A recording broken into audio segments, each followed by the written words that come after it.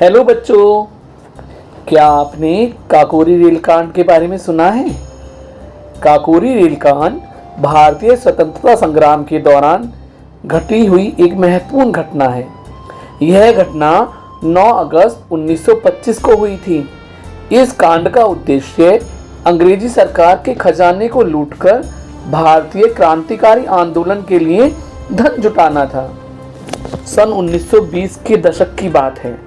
भारत के स्वतंत्रता संग्राम की लड़ाई बहुत जोर शोर से चल रही थी। कई भारतीय युवा देश को आज़ाद कराने के लिए अपने जीवन को बलिदान करने के लिए तैयार थे।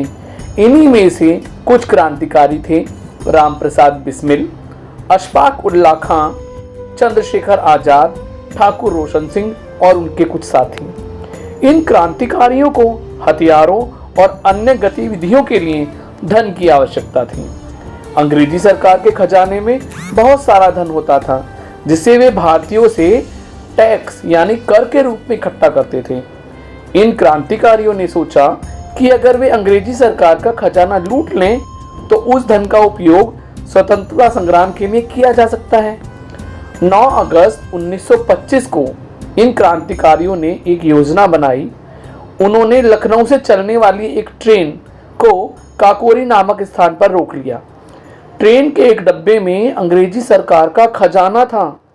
इन क्रांतिकारियों ने ट्रेन के गार्ड को बंधक बना लिया और खजाने को लूट लिया। हालांकि यह घटना अंग्रेजी सरकार के लिए बहुत बड़ी चुनौती बन गई। सरकार ने तुरंत इस कांड की जांच शुरू की और कई क्रांतिकारियों को गिरफ्तार कर लिया। राम प्रसाद बिस्मिल, अशफाक उल्लाह खां और कुछ अन्य साथियों को फांसी की सजा दी गई, जबकि चंद्रशेखर आज़ाद और कुछ अन्य साथी बचकर भागने में सफल रहे। काकोरी रेलकांड भारतीय स्वतंत्रता संग्राम के इतिहास में एक महत्वपूर्ण घटना है। यह घटना दिखाती है कि हमारे स्वतंत्रता सेनानी कितने बहादुर और साहसी थे, जिन्होंने अपने जान की परवाह किए बिना देश को आज़ादी दिलाने के लिए संघर्ष किया।